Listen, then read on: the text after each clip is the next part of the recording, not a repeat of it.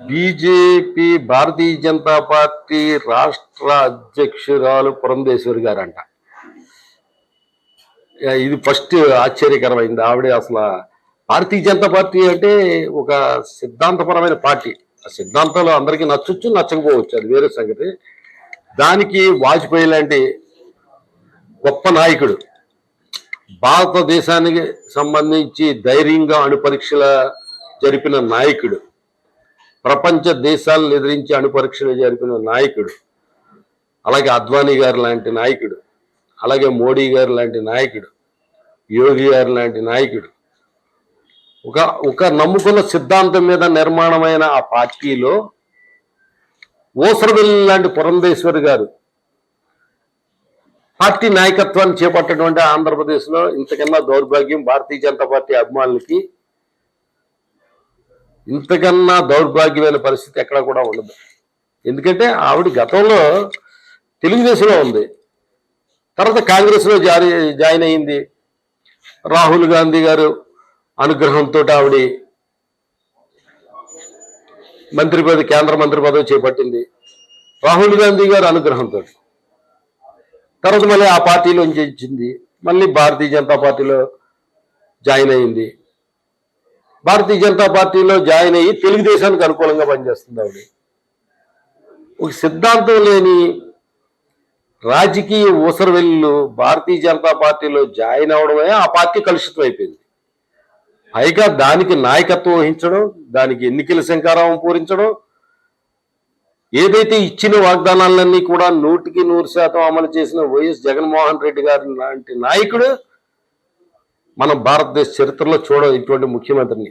ఇంతవరకు ఇచ్చిన మాట తప్పకుండా, మడమ తెప్పకుండా అన్ని 100% అమలు చేసిన నాయకుడు జగన్మోహన్ రెడ్డి గారు. ఒకటే, పేదరికం పోవాలి, ప్రతి కుటుంబం కూడా ఆర్థికంగా అభివృద్ధి చెందితే రాష్ట్రం అభివృద్ధి చెందినట్టే, ఇటువంటి రాష్ట్రాలన్నీ కూడా అభివృద్ధి చెందితే దేశం అభివృద్ధి చెందినట్టే అని సిద్ధాంతాన్ని, ఆర్థిక విధానాన్ని నమ్మిన వ్యక్తి జగన్మోహన్ రెడ్డి గారు.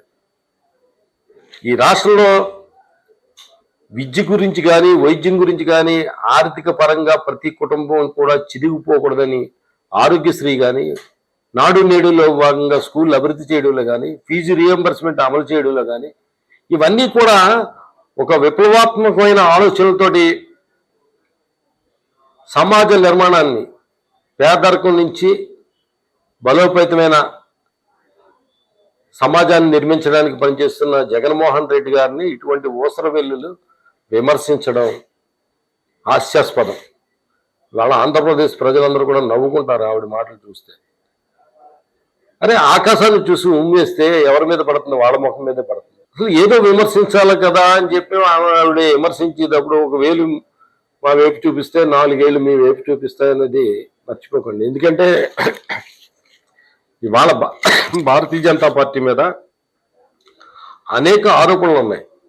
భారతీయ జనతా పార్టీకి వ్యతిరేకంగా వెళ్ళిన వాళ్ళ మీద సిబిఐ కేసులు, ఈడీ కేసులు, అనేక కేసులు పెట్టి జైల్లో పెడుతున్నారని దేశం అంతా గొగ్గోలు పెడుతూ ఉంటే వాళ్ళు విమర్శలకి సమాధానం చెప్పుకోవడం మానేసి ఎదురుదాడి చేయడం అనేది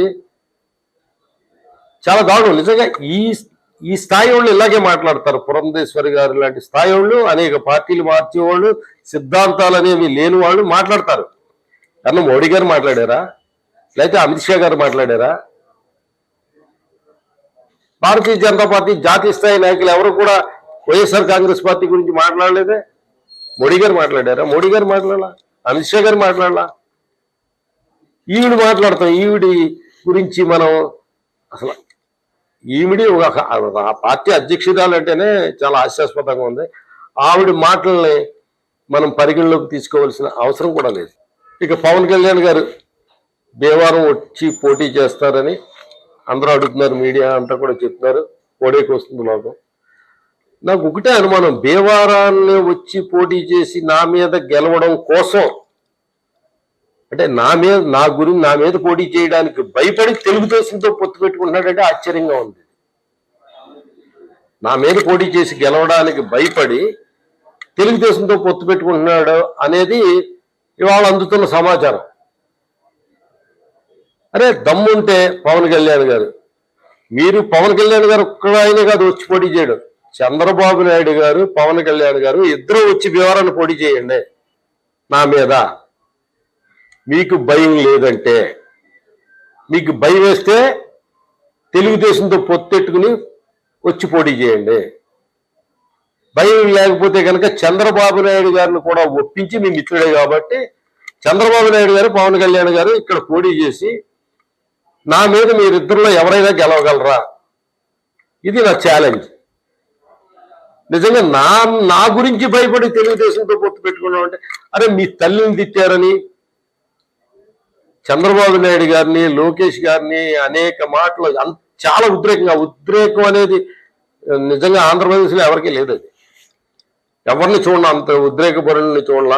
అంత ఉద్రేకంగా కబడ్దార అయ్యని అదని తెలుగుదేశాన్ని దూషించి, లోకేష్ని దూషించి మా తల్లిని అవమానిస్తారా అన్న వ్యక్తివి నువ్వు వెళ్ళి వాళ్ళతో పొత్తు పెట్టుకుంటున్నావు అంటే నాకు భయపడే కదా. దేవారాన్ని నా మీద పోటీ చేయడానికి తెలుగుదేశంతో పొత్తు పెట్టుకుంటేనే కానీ వచ్చి పోటీ చేసే ధైర్యం లేదు.